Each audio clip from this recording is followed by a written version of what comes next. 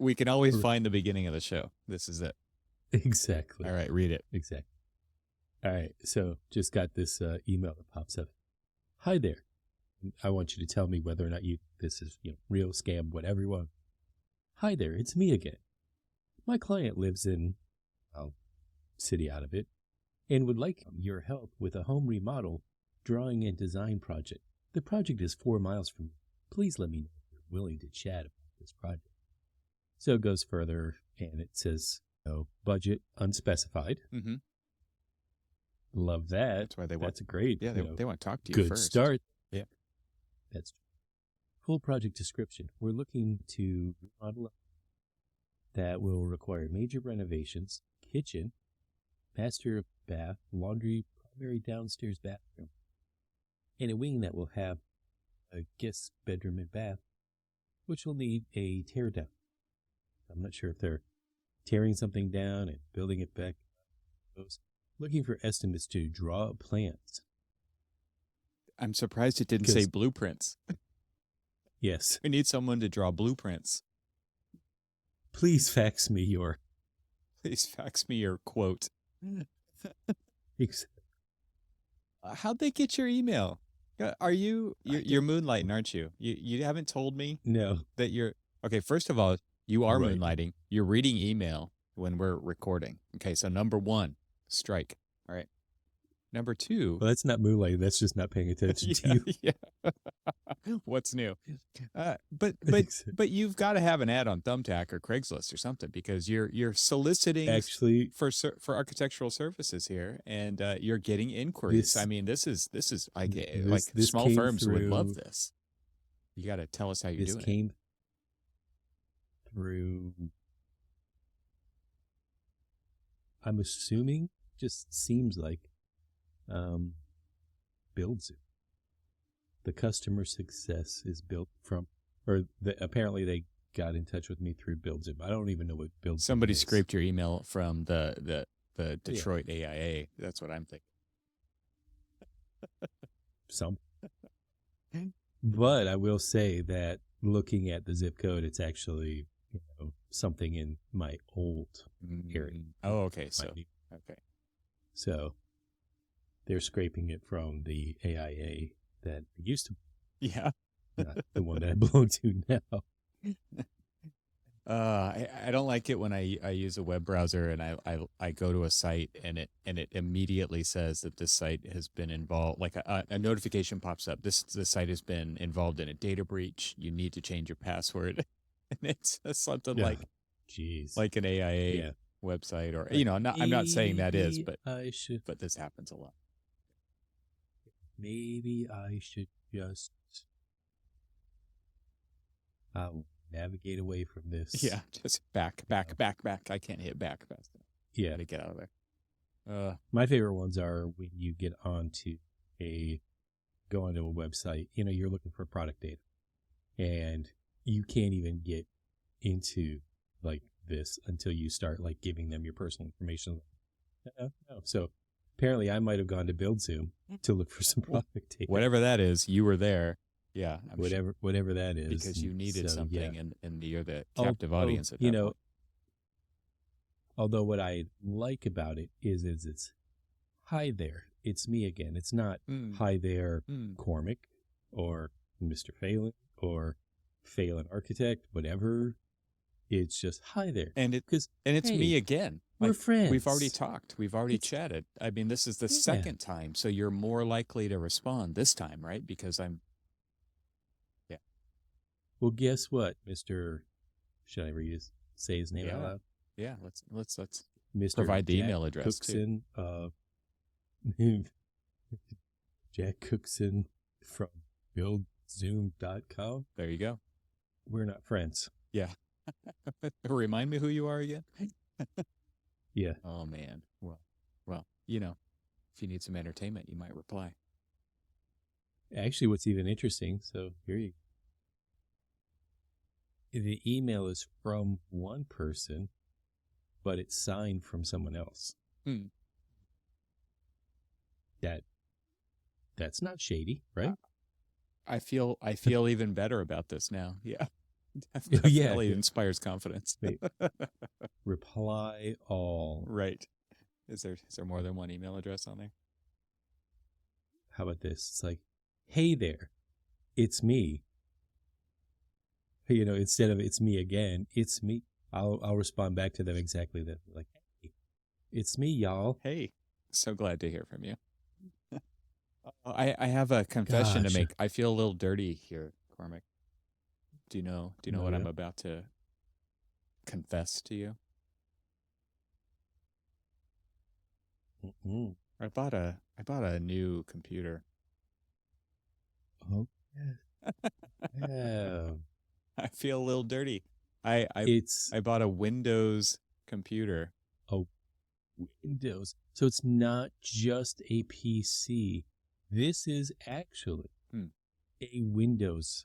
Well, This is from this Microsoft. this is a I mean, Microsoft machine. it's Yes. exactly. Yeah. That's what I'm saying. It Yeah. is a Microsoft machine. Which is pretty much like the It is. most expensive Windows computer you could probably get anyway, right? So, yep, Oh, you see that? Oh, there it oh, is. oh, There it oh, is. And I can't hold mine up because I'm using it right now. Yeah. But anyway, Well, welcome to the dark side. I feel a little dirty because I'm cheating on my here. I'll hold up my here's Your Mac. here's what I'm cheating on right here. Hi, Yeah. Mac. Yeah, and this is a couple So- of years old now at this point, but it's been a great machine. So So the new school that my wife teaches at, they issued out them all laptops, and she gets a brand new, still sealed in the box, iMac Pro, and she's like, "I know how to use this." All right, come on, let me show you how to use it. I was just like I was telling you the other day when I knew that you were getting this. It's just like you retrain your brain to think everything the opposite of, it's just like you don't look for properties, you get info, or vice versa. Right. I can't get info on a thing anymore. I have to right click and go to properties. You don't press the red dot on. Yeah, you don't press the red dot on the left side. You press the X on the right side. The scrolling is even different when I'm using a mouse, right? The trackpad is exactly the same, but the mouse was different. I actually had to install the mouse driver. I didn't just go with the basic Windows driver so that I could flip the scrolling. And people who are Windows users are probably like screaming at this right now, like what are you talking about? Because everybody who goes from Windows to a Mac wants to flip it the other direction, but I'm so used to the Mac. I flipped the scroll wheel on the mouse just so that I could be more like my Mac. So, the funny thing is that when we were recording everything off of Mac, that'd be, PC by day, Mac at night. I was always trying to Macify my PCs. Now you just give it up completely, right? Yeah, and since we've gone to an online platform for recording, editing, and everything else, I just can go ahead and keep all PC all the time. PC by day, PC all night. Yeah, exactly. All PC all the time. Right. And it just makes it a lot easier so that like my brain doesn't have to like recalibrate itself. It's just, okay, wait, which one do I want to do? Yeah. Thing. And you don't have to maintain more than one computer anymore. Like that is actually a big mental burden, I'll say, at our advanced age. Other youngsters are like, whatever. Like that's not a big deal to me. But it's just one more thing to have to deal with on top of all of our other responsibilities. And I can use less responsibilities at this point, not more. So your new fancy Windows Surface Pro laptop, right? Let me tell you the name of this thing. Let me tell you the name of this thing because I thought that the naming might be better than the mess we've seen from Apple for the last 10 years with there's like the MacBook Pro M2 Ultra Max or the iPhone 15 Pro Max. There's all these very amazing words that have to get stuffed on the end of everything. It's no different in the Windows world. So Microsoft Yeah. Studio Laptop That's right. 2. It's something like that. Oh, okay. It's because you have like the Surface laptop, right? And I have the Surface laptop Yes. or the Surface Studio laptop 2 because Well, I, yeah, I that. I have the new one that just came out because I was waiting for that one specifically to come. So I have the Surface laptop. You have the Surface laptop. Yes, and it's the Studio one where the screen flips down Yes. over the keyboard, easel Yep. style. And I did get the Yeah. Slim Pen 2 as well, which another ridiculous name for a stylus. And so you can actually draw right on the screen. And the only reason I bought this machine, Cormac, it's not because I'm interested in switching to Windows. It's not because I want to run Revit. I just have a project coming up where it will make more sense if I run the Windows version of a certain piece of software, which I'm not going to name right now because this project is up and coming, and I'll announce it when it's time. Top secret. I'm not there yet, though. So, but that's the only reason I bought it, and because I want to draw on the screen, and so going from 2 devices to 1, actually, in this kind of a situation, I think is really nice, and I have to say, I am super happy with the responsiveness of drawing on the screen of this thing. I thought it wasn't going to be as good as the iPad. I do have an iPad Pro from a few years ago, which the tech behind the scenes has gotten better in the last few years, but it's not like I have zero complaints with the iPad Pro that I have. I thought it was not going to be as good, and it is. It's great. It's absolutely great. So I'm thrilled with that. Actually, so I don't know if did I tell you this story? Did I share this story? It's like when they sent me my new computer because they couldn't update one piece of software, which really it was a piece of software that I don't use a lot, but it is something that they just couldn't, they're like, all right, well, we're just going to send you a new. And so we were using the ZBooks, the mobile workstation. That's an HP. And is that correct? That's an HP, yeah. They have the corner on the letter Z. Hewlett Packard does. Exactly. Yeah. Yes. And so then they're like, oh, well, we'll just send you a new computer. So, of course, I'm expecting one of the more updated versions of the Z. They've got ones, have touchscreen and all this other stuff. And so, which mine was still a touchscreen because it really wasn't that old. It was just something that they, for some reason, couldn't get, some of the software. Mm-hmm. So they send me it. I'm like looking at the box. The box isn't as big as I assumed it would be. So I was like, what did they send me? So I open it up and I see kind of this like silvery computer because they just basically, they pulled it out of the thing. It wasn't like, sealed in a box or anything like that. And they didn't send it in the Microsoft box. Because they just sent it. They had to deploy all their software and they had to do all the setup for you before you even got it. Okay. Yeah. And so they sent it to me. And so I see this shiny little thing that sort of looks like a Mac. It totally looks like a right? Mac. It totally does. Exactly. My son was like, he didn't even notice I got a new computer, and he's eagle-eyed for that kind of a thing. He didn't even notice. And my wife was like, "Oh yeah, I would have never known. So they send it to me, but then I glance on the cover and I see the Windows symbol. Yeah, and I'm like, "What the?" Insert all of the. So you had the colorful metaphors, preconceived ideas about the type of. I was sort of giddy that they, it's like, could they have really sent me a Mac? I mean, they know that I like Macs and all, but could they have really sent me one? No, they could not. No, they really couldn't. They really didn't. And so I get it, and I start acting like a little child. I'm like, I don't want this. This is just this is terrible. I will admit, I'm wrong. You're wrong. And I've been using it, and I can, have Revit open twice because we have 2 models for one project. And if I want to jump back and forth between them, it's better to open them up separately rather than opening them up together. And so I have 2 Revits running and all of these other things and a lot of different things that are typical memory hogs, right? Mm-hmm. And it actually runs fine. Yeah, nice. I don't really have too much complaint about it. it's lighter. It's far more mobile. I love the tablet application on it. The palm rejection, I'm surprised at how good it actually is. Mm-hmm. The Being a lefty, you have to put that in there because exactly. it's a bigger deal for lefties for sure. It is. Yeah. And what's interesting about it is that, like when I'm doing ACE and I'm sitting down with the students and we're talking about stuff, and like we had done a couple of screen caps and we started drawing over. It's like, well, tell me, some of your ideas about like what you want to do with this project. And they're explaining their ideas, and I'm sort of sketching over the top of, the screen cap that we did because we're just visually talking through things. And their jaws are dropped. Oh, this is amazing. This is what And architects do. Oh, now they have this idea that this is what architects do.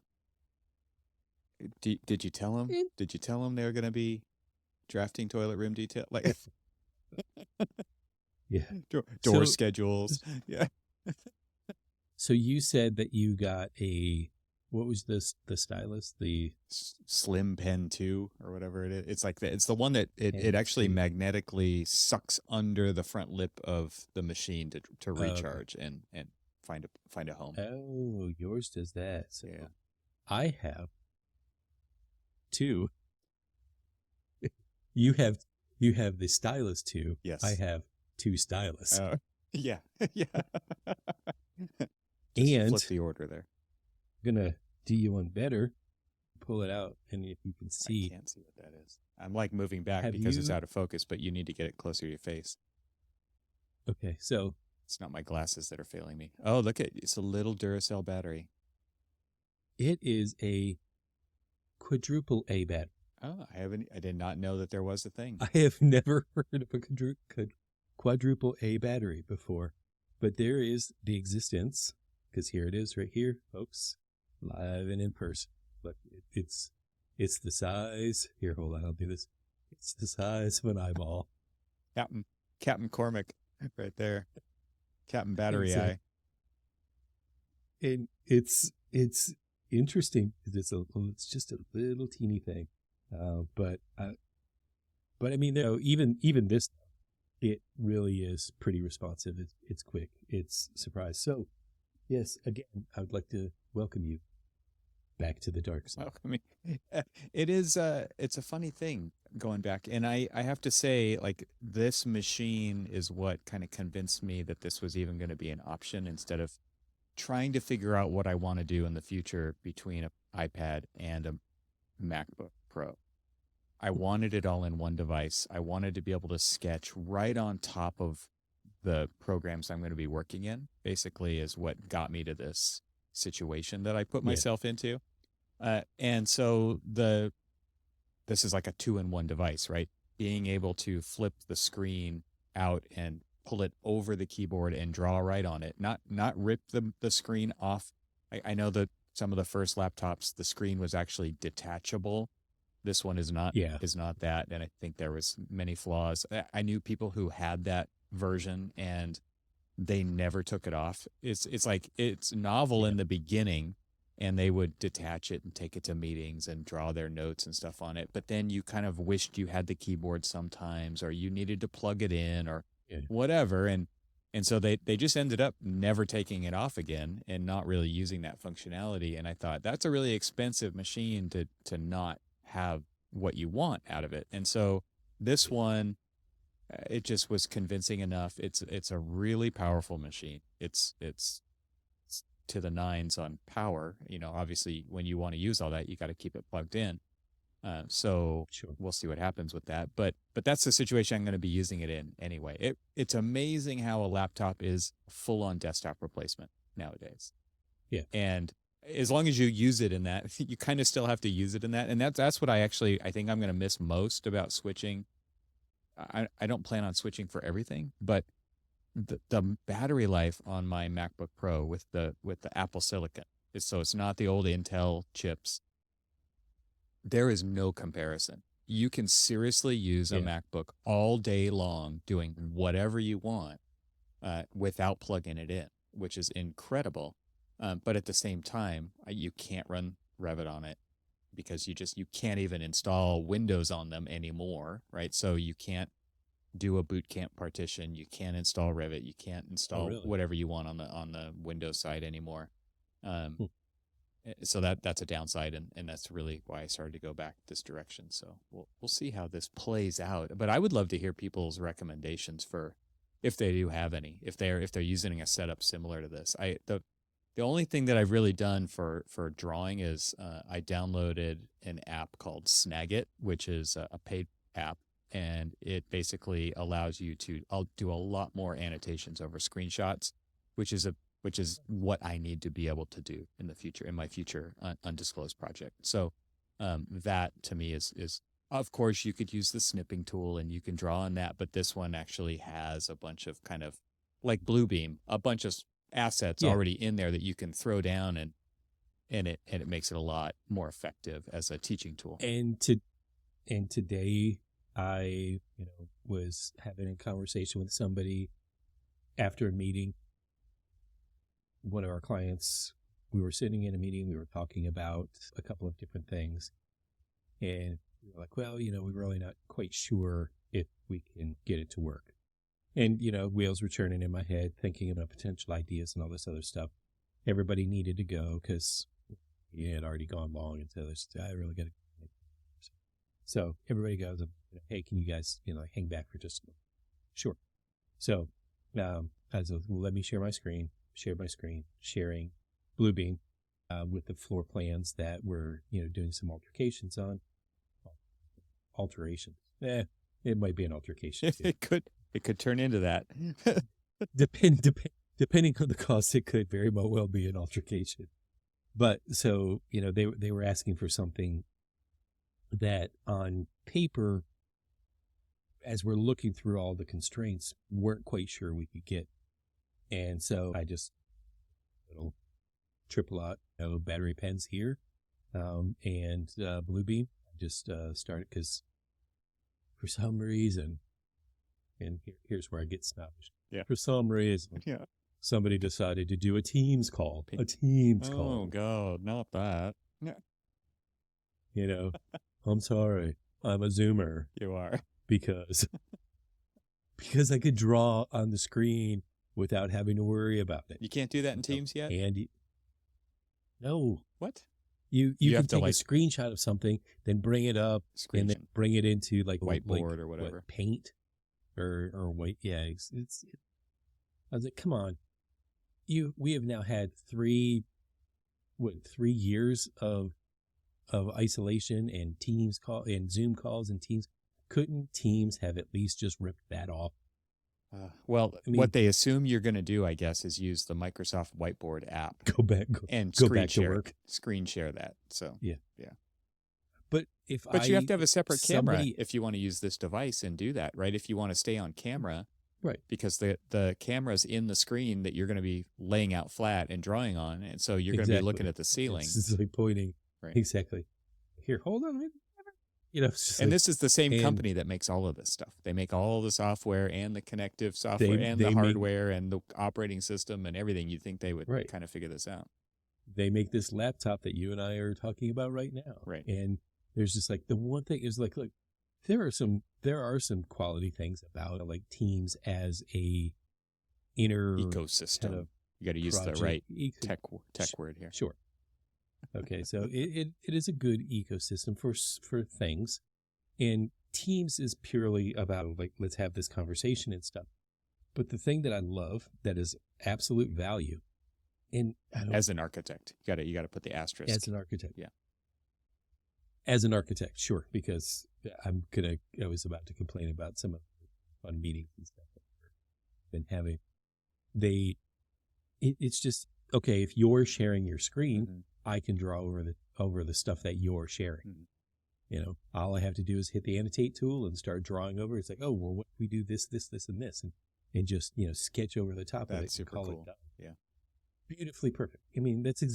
That's what we do. We visually communicate. It's just like, what do you think is a better solution? Like, well, here it's this, and then you're drawing, you're showing. It's like you ask for a solution. It's like when we pull out a piece of trace. And we're tracing something over the top of something else that we're drawing right in front of them. That's what it is. Yeah. That's what, that's what Zoom's all about. Yeah. So I don't know if we had ever talked about some of the things that like you hear people still to this day, 3 years later, is it 2.5, 3 years, whatever it is, 3 years, let's just call it 3 years. Yeah. 3 years later of people doing these virtual meetings and stuff. And they're just like, I still can't figure this Zoom out. I'm like, you're on Zoom every day. How have you not figured it out yet? Or, oh man, can you hear me? Right. Like, wait, oh, sorry, I was on mute. Like, come on, man. Like, you literally, we do this every day. I talk to you every day. You have not figured out that, or here, I'll give you an example. You haven't figured out that if you're on a Teams call, that when you pull up and you're sharing your screen and you pull up your Zoom chat to talk crap about the person you're meeting with, that everybody could see it. Right. Not to say that I've been in a meeting where I'm frantically texting. I won't Zoom or Teams chat them. Get it off the computer. I will text them and say, get it off your screen now, please, quickly. Right. I'm embarrassed, or there in Teams, there used to be like this little pop-up that you can, it's just like, a little notification. So like right now I see that somebody for some reason sees that I'm on the computer and they just Zoom chatted right now at, this late hour. Mm-hmm. And of course I won't interrupt our recording to answer that. Right. But it just gives me like just the little notification. It just, little red one that says that I've got a notification. But there used to be where it would pop up and there would be like the first few lines of what somebody says. And oh my Lord, have I sat through many a meeting where the first few lines are some of the most damning lines that you like. Totally. You have to learn a whole new etiquette and communication style now that people are constantly sharing their screens, right? And still 3 years into this, people are still just can't get it. They're like, they're sitting here, which screen am I sharing? I'm like, the one where you're saying that Cormac is being unreasonable because he's asking you to get something in the next week. It's complicated though, right? I mean, how many times have you thought you were sharing a screen when you're only sharing a window, and you have to start resharing because you want to share it with sound, and like it's actually still way too complicated for all this stuff for a lot of people. Well, I will say that Teams seems to hate me. That's not bad. When I'm on a Teams meeting, it seems to hate me because when I share my screen, it will let me initially share whatever screen. So if I wanted to share a screen with you, like that email from old Jake Cookson, fishing for some plans, right? I can show it to you, but then it essentially just freezes. Like on the moment that I share it, I can't scroll. I can scroll, and I'm like clicking through, and I'm talking to people, anywhere. And they're just like, they're not seeing. They're like, Cormac, the latest version. Cormac, you're talking about RCPs, but I'm still seeing a plan. And you're like, hold on. So you have to stop sharing and reshare. I've got all over and over and over. Stop share and reshare. Oh, but they can't see my pointer. They can't see, it's just a picture. I'm like, this is what I'm talking about. Send some smoke. So then I'm like, and so I'll have to say, does anybody else have this presentation open? Can they share the screen? Because, and then, I have people who are like, Cormac, it's been 3 years. Why can't you get this? And I'm like, I'm on my third computer and it still won't do this to me. Wow. Like it still like locks up. Weird. I have no idea. Teams hates me. Can't we just do it on Zoom? That's the question. Yes. That's always my question is like, everybody's just like, well, I can send out a Teams invite. I was like, no, I'll send you out a Zoom invite. It was like I always like raced to send out the invite so that they don't like hit me with the Teams invite. Appreciate it, but I don't want it. Me first. Let's. Me first. Well, I'm looking forward to what I can do with this thing and figure it out and see. I mean, I expect it'll be just fine. And this is a Windows 11 machine. I haven't been on Windows since Windows 8, maybe. My wife has Windows 10 on her iMac upstairs on her Apple iMac so that she can run Revit, but it's an older iMac. But so I'm not unfamiliar with Windows, but I do have to say Windows 10 is fine. Like it's absolutely fine. I don't have any problems with it. I can find what I'm looking for. It's interesting nowadays switching too because so many of our tools are in the cloud, right? And there's so little software that you actually need to install where you could have potential problems or conflicts showing up. So I don't expect to run into too many problems with it. Well, if you need a refresher on how to install every version of Revit all the way back to 17. Nope. Terrible. I'm your man. Terrible. Well, if I do have Windows questions, I do know how to ask. I know who to ask. That's you. You Cortina. can become my. Oh, there you go. I'll just. Do they still call it Cortina? Cortana, isn't it Cortana? Cortana. Or sorry. Cortina, isn't that a car? I don't know. I think it is actually. It might be. I think it's actually a Ford. Actually, a European Ford. Right. The Ford is. Right. Look at that. Look at us. Bringing it back. Windows and Ford. There you go. Made in America. They're very similar. They're found inside dead. What? Okay. Roadkill. Yeah. Because I mean, I will say. Sorry, I don't know why I just started thinking about this. Because we're talking about a Windows device, an actual Windows device. Because for the longest time, Windows was just software, hardware. It wasn't hardware; it was software, right? Right. Every other computer in the world ran this, and they've actually, and I'm gonna say it, they built a very competent machine. Mm-hmm. And I think it's like the first time I really actually ever saw or thought of, or my first memory of a Windows hardware thing was the Zune. Yeah. Remember the Zune? I do. They had a really cool industrial design to them, right? It was and I don't just mean like industrial design as in the discipline. But I actually mean like an industrial theme, like kind of chunky hardware, sharper corners, not like razor sharp, but definitely beveled, and they had a cool look to them, and it was very different than what Apple was doing with iPods back in the day, because the Zune was an iPod competitor, right? It was a music player, and it was a cool looking device that didn't last that long.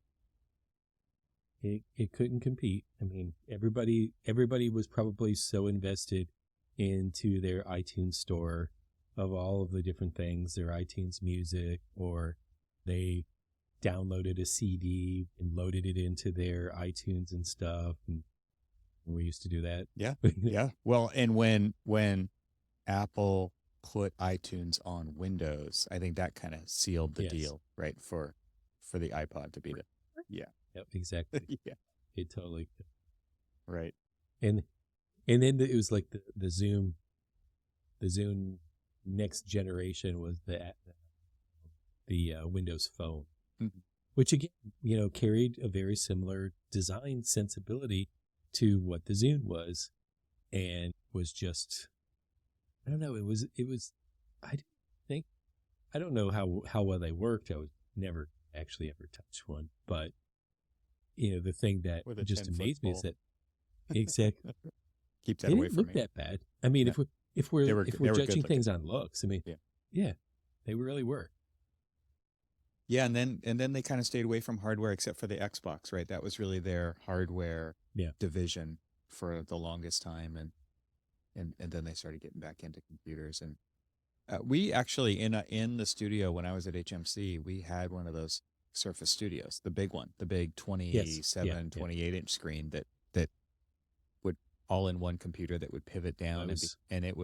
it was really cool. It was really nice to It have a was. It really big was. screen that was like a drafting board. And actually I'm glad we kind of got full circle here, because isn't it interesting how you and I are of a certain generation of architects, right? Where we really did bridge from the analog to the digital. It was during Yeah. our formative years of architectural training and school and internships when, we still had CRT monitors back in the day, right? We still all used tower computers. There was no laptops that were worth anything at that point in time for the kind of software that we needed to run. And at the Right. same time, we still had studios that you had to do everything analog, or the teacher would say, yeah, okay, like, I guess you can do this in digital.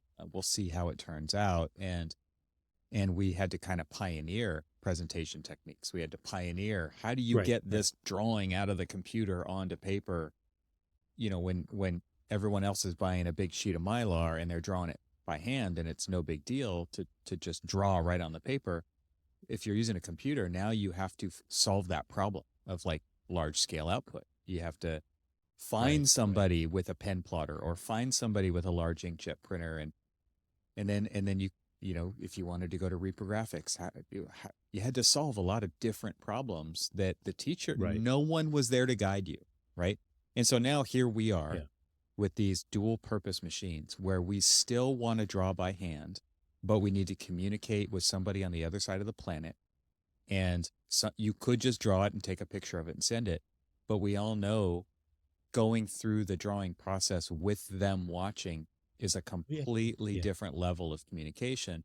And I think it's just really interesting. Not that this is the only machine you can do that with, but I think it's just interesting. It kind of tells a tale of the generation that we're of, Right. to have machines that still kind of bridge the gap between analog and digital and communication style. And we see the value of that communication style, and we want to use it. Right. It is kind of our superpower at this point, right? Of being able to Yeah. draw by hand and communicate in that way. Exactly. Because, like I said, today when we're sitting here and we're talking about a solution, everybody's like, well, really sure this will work, and this and really, people were like looking at dollar signs. They were thinking about things, and so I pulled up the floor plans. I was zooming out. I was just like, remember now we're modifying this wall, so we have all of these sliders that we can repurpose all of these rather than sending them back. We can repurpose these. We can use this. We can create this little area, this like dressing, gowning area within this the lab space, out of basically repurposed stuff that we have that we've already ordered. It's already on site. We're already waiting for it. They're just like, oh, we can't do this because if we put doors in there, we've got all these door swing, we've got all this door swing issue, we've got all this, we've got all that. It's gonna take up lab space and everything else. And I just, like the superpower is like, here I am. I'm like, thinking about all these things. And I'm sketching them all out. Wanted to try to just like brain dump it out there, get everybody else's opinion. And at the end of the day, everybody's like kind of shaking their head. This might actually work, And it wasn't like, oh, let me go back to the office and sketch something up and send it out to you and all that other stuff. It's a real-time conversation that I'm getting input on. And they're just, oh, and we could do this, or, oh, and like we're getting all of this stuff and everybody's like drawing on top of this. Everybody has access to sit there and like their finger, their mouse, stylus or whatever, and just sit there and draw. I actually got really good at drawing with a mouse. Like sketching with a mouse. I don't know how you did that. I like to do it. Yeah. I just don't even know how. Because it's funny. Like I heard this 20 years ago. Like drawing with a mouse is like drawing with a brick. And I've never been able to disassociate that from it anymore. And so, I mean, I have a mouse right here too, because I need another button sometimes, right? But even the trackpads have gotten so much better, and the software has done a lot to make it like once you scroll to the side, you're just like, this mouse doesn't work anymore for me. Like, I can't scroll to the side with this mouse, but it Well, is still useful to have for as for as a CAD work for as sure. a lefty who uses the mouse in the right hand, pencil in the left hand, I actually am like writing and clicking Mhm. and just trying to do things, multitasking with both hands and everything else. So I have never gotten away from the mouse. I like anytime I get a new device, whether it's me going and getting an upgraded mouse or anything else, I have to get a mouse. And I have to get the old traditional kind of Symmetrical version mouse. Right. I can't use the ones that are like stationary with like the little roller ball on it Me or neither. all these. I've never been able to work. I know people who have them. There's this one guy in the office that has this like really wacky, it looks amazing. I have absolutely no idea how it functions. There's some pretty wild But devices out there. Yeah. dude can zoom all over the place, like nobody's business with that thing. And I'm just like, I talk with my hands, I move and all this other stuff. So I guess it's just a translation of how I am is how I work. And if my hands aren't moving, then I don't feel like I'm working or I'm doing things because you move. You need to express yourself with your hands. He's a hand talker. I got to talk. He's the hand talker. Yeah. Yeah. I don't need a mouse most of the time, and the reason why is because I have a laptop and I want to use it like a laptop. I don't want to use it like a desktop. So I want to move around the house. I want to go to the coffee shop. I want to take it with me and put it in the backpack, and I don't want that extra device that I have to then hold on my knee while I'm sitting on a chair in the airport. Oh no. To do what I want to do. So you have to get proficient with a trackpad. And all of the so I use that is trackpad. one of the cool things that came from the phone back to the computer, right? Which was the multi-touch, the gestures, and all that kind of stuff. Yes. And the trackpads have really enabled that kind of interaction to get back to the laptop. I will definitely say that I'm glad that PCs ripped off, the Mac trackpads, the big glass trackpad. because it's like using 2 fingers, 3 fingers, swiping, pinching, all of this other stuff. PCs didn't do that for the longest time. PCs never did that. Right. And when Windows started doing it, they're like, let's see if we can rip this off. And they did, thankfully, because it does actually make it easier. If I do want to be mobile, if I want to go like sit downstairs or go to a coffee shop or something, I can't actually do all of that without taking the mouse and dealing with the mouse. Now, do I like it? No. Yeah, everyone's on that spectrum, right? It depends. Yes. I would prefer not to use a mouse, but there's certain applications like Rhino or Revit. You got to use a mouse, right? And you might even want you might even want like a 3D navigation, space navigator kind of space mouse thing to orbit and do all, pan and I got one around here somewhere, but it's put away at the moment. But like you can, you use your right. I will use my right hand because I'm a righty for the mouse for clicking, inputting, but my left hand, you have your pencil in. I can have a space mouse in, and I'll be using that to orbit and zoom and pan with. So I can operate a 3D model in a much faster, more efficient way, and just without having a hand on the keyboard all the time. Which, if someone's a gamer, they're totally used to that, right? They like my kid upstairs has got his fingers glued to WASD, right? Like that's he always talks about that. So that's the only reason I know about that. But he's using keyboard shortcuts to move through space, and he's using his mouse to look around. So you're using a two-handed kind of a situation to move through space. Yeah. Well, that's one. I'm sorry. Joystick gamer. Oh. Atari 2600. Exactly. They just re-released. Have you seen this? They have a new Atari 2600. It's like $200, and all of the original games are on one cartridge. But it still will use the old cartridges. It'll still take all the old cartridges. Okay, so we had we have a version that they sold that, you know, it's basically the body of the Atari, but it doesn't have cartridges. Oh, okay. And it still has the wireless joystick, just like the Atari, and it's preloaded with like 800. I'm however gonna many pull it games. up here. I'm gonna look for it.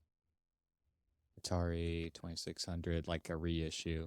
Um, they just came out with this. Let's see if I can find it. 1 month ago, Atari 2600 official announcement trailer. This is what. Yeah, so it's like rebranded as the 2600. And should I don't really need to share my screen, but the idea here is it looks and feels just like the old one, the original 2600. If you don't know what the Atari 2600 is, and you've seen it for sure, but go ahead and we'll put a link to it in the show notes so you can find that, but look it up. And this is called the 2600 Plus. And basically it's a recreation, trying to be as original as possible, except there are more modern innards, and the joystick, I guess, is probably going to last longer. Like I remember them wearing out, like the little buttons that were underneath the joystick would wear out after a while because we played them so much. Yeah. But now I guess it'll play 2600 and 7800 games that have been released over the last 50 years. So you can actually still plug your old cartridges in, and it comes with a cartridge, and I don't see it in this one. Look at this. You can get the CX30 paddle controller with a 4-in-1 multi-game cartridge. It's available for $39.99. So the games on that will be Breakout, Canyon Bomber, Night Driver, and Video Olympics. So you get all those on one cartridge. I was gonna say, I never played any of those. Right. It was like Space Invaders and Pong and Breakout, and there was some cool Cuber thing. Right. Yeah. So anyway, this is a reinvention, a reissue of / reinvention of the original. It's pretty cool. So one that we had back in the day was Intellivision. Oh, I remember that one. There was quite a few different kind of competitors out there, right? There was ColecoVision. Sega had something. Can't remember what that was called. There's just so many television that there was just like Intellivision. And if you ever look it up, since you were just looking it up, and look up the I'm looking at one that they're selling on eBay only at $99. But you look at the controller and you're like, how did we even play games with those controllers? Right. Like, totally. I remember this one. It looks so 70s. Like it looks more 70s. Yes. It looks older than 70s, actually. It looks older than the 2600 because it actually had like a number pad on the controller. Besides the dial you turned, you had a number pad there as well. Azatron. Oh. The 1981. So fun. You could play, let's see, what are some of the games? Armor Battle. That's Roulette. Space Battle, which is, the cheap version of Space Invaders. Right. Ooh, Math Fun, because those two words go together well. Because that's the only great game your mom would approve. I will say that, so I played checkers on that thing till like I was blue in the face and play against the computer and stuff. And it served me well because when I was in the Army, we were deployed. We were out in the desert and people were wanting to play checkers, and they would always, try to dethrone me because I was beating everybody. I was just like, man. It all goes back to the Intellivision. Intellivision. Look at video games. Video games taught you something. Great. It did. It's funny. I could hustle on checkers. Awesome. All right. Well, if anybody has any killer apps for me for this machine, you included, since you've already been using it for like a year, I'm open to hearing about it. I'll I'll take Well, anybody's why advice. don't you go ahead and the buzz amongst all the kids nowadays is, oh my gosh, Adobe seats are way too expensive. We need to find something else. Right. So they've been there's a whole new suite of I call them Adobe knockoffs, whatever you want to call them, Mhm. but it's Affinity, and it's Affinity Photo, Affinity Designer, Affinity Layout, I think they call it. I don't know, Affinity Publisher, Affinity Designer, and Affinity Photo. And I was just looking at my desktop to see which ones they were, and I was just, for the first time, we've had it. I've had it on my machines now for like a couple of years, and it's the first time I actually opened. And because they are trying to capture the Adobe crowd at a discount price, shall we say? I think you just mean a reasonable price. Yeah, That's exactly. what it is. Yes, It's a Yes. reasonable price. where you could probably get an entire office worth of subscriptions for the price of one or two Adobe seats. We were looking at doing that when I was at HMC, switching everybody out over to the Affinity suite.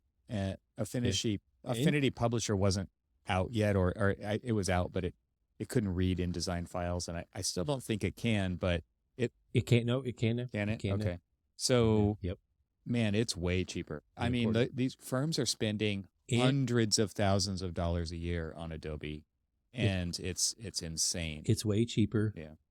And InDesign itself is such a memory hog that I've been using Publisher, which is the Affinity version of InDesign, and it makes everything. There's a lot of similarities to it in how you work and how you do your workflow within InDesign, and it's lighter. It's lighter. It moves faster. Yeah. That's actually a it big doesn't deal. bog your machine down. Yeah. I remember talking to them specifically, the Affinity folks, and they were just showing the difference between opening a Photoshop file and opening an Affinity file. Like if it was Affinity Photo, an Affinity Photo will open a Photoshop file and it will take a while. But as soon as you save it as an Affinity file and then reopen it, it's a fraction of the amount of time. And so if you just wanted to make a case, and architecture, people who work in architecture, they know exactly what this is like. Open a Revit file. How long does that take? 45 minutes. Open a 1.5 gig Photoshop file, right? They get that big. They do. You get tons of layers, and the resolutions are so high. You've got 50 layers in there. You've got typography. You've got layer effects. You've got nested layers and masks, and really complicated compositing going on.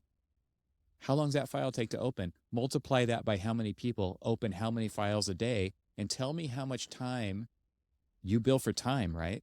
Tell me how much time you're spending opening and saving files. And it's like, wow, the math is insane. And so multiply that times 200 people who are doing production in the firm, and let's talk about how much time people are wasting, and we're spending $200,000 a year on Adobe, right? It's like, it becomes a no-brainer to say, we need to look at another solution. And Affinity's saying, hey, it takes 3 seconds to open that file. It takes you 20 minutes over there. That's a big deal. And it costs less, and it's perpetual. And you can use it on your Mac and your iPad and Windows computer for the same license. You don't have to buy separate licenses for all that stuff. And it's like, and then you know what happens? We don't do it because everybody knows how to use Photoshop already. But I know they're very similar, but that's the argument. That's actually where it actually breaks down. As literally somebody who just opened it up, because I'm one of those people. It's like, don't take away my Adobe. I'm a curmudgeon. Yeah. And I open it up and I'm like, like I could do exactly what I do here, What's funny is like architects use Photoshop to a certain degree that is not professional Photoshop. It's like you do these 5 things in Photoshop. You open the file, you might move a layer, you might add a layer, you might crop it, you might resize it, and then you save and you're done. but and it's actually So, no different for any of that stuff. It's the same. yeah. I used to draw, but this was before Illustrator came out, but I used to draw in Photoshop. I did all sorts of like things that, most people weren't using Photoshop for. In fact, actually, a lot of the editing and post editing and, redrawing and all of that other stuff that I did for my professor's book, he was doing the second edition and he was like updating things, or he was revising, certain kind of like graphics or something that he did, or if I was drawing brand new graphics, but they needed to match the old graphics or old drawings and stuff, I would use Photoshop as a way to kind of match and mask and do all of these things. And I'm pretty good at using it as a drawing tool as much as a photoshopping tool. Yeah. I will say the one thing that I don't know if Affinity has, that I do rely on, and I rely mostly on my phone, is Lightroom. Love Lightroom. Mm. Yeah, no, they don't try to compete with Lightroom. But you've got the photos. Yeah. Photos app still doesn't do some of that. No, it's not a pro level, but it is it's got most of the stuff. But yeah, not everything. Yeah. There are some things, like if I want to, fix the geometry of taking a picture of a building and it's slightly askew or something like that, and I want to change it so that it actually looks vertical. I'm opening it up right now. I'm pretty sure that's in there. It sort of is, but not to the... If you go into the crop tools, you have vertical and horizontal perspective fixing. Yeah. Real-time follow-up. But, still saying that for light to pop up. There are just some, when you go into geometry, there's like all of the upright, distortion, vertical, horizontal, aspect, scale. I love those tools too. Offset, Y offset, yeah. But you don't have. The only reason you have Lightroom is because you're not paying for that subscription yourself. Are you? Damn right. Damn right. And so when they're like, hey, we need your license back for Adobe. Hopefully nobody from IT is listening to this, but they're like, can we? And I'm like, oh no, but I need to do this or this. It like, I don't like. They're like, oh, are you using? And it's just like, oh well, I'm, And then I admit, I'm like, hey, I'm using like Lightroom and all this other stuff. They're like, oh well, we've got standalones for that here. You can use this one instead. I was like, thank you. For a long time, when Adobe switched over to subscription, they offered Photoshop and Lightroom for $10 a month, which is still a lot of money every year. It's $120 a year, right? It's like, that's not nothing. Mm-hmm. It's a lot more than I was paying with my perpetual license, which I paid off several years ago, and then it went to $20 a month for the photo bundle, and then it went. I don't even know what it is now, right? It's Creative Cloud. And it's super expensive. Creative Cloud, there's certain super expensive. Yeah, so like I don't know how it mortals really is pay for this kind of stuff, especially with inflation. It's absolutely insane, right? So your mileage may vary, but yeah, I just stick with a lot of the default apps if I can, because I can't afford to have all of those subscriptions everywhere for everything. Yeah, and I will say that I also, since how we're on this kind of like, Adobe Kick or Kick Adobe or whatever you want to call it. But there are still people in my that when they're sharing their screen, they're like, oh, here, let me show you this, let me share this PDF, and they'll open it up. And I'm like, are you using Acrobat? And I'm like, you call yourself a professional? What is that? like Acrobat needs to die. Yeah. Yes. I mean, thank you, Adobe. Actually, the founder who like invented PDF, right, and therefore Acrobat, and just recently passed away. It's an absolutely incredible file format, technology, whatever. It's many things, but the Adobe implementation of it is great, especially for architecture. Like, I don't know how anybody can survive with Acrobat versus a tool like Bluebeam. Yeah.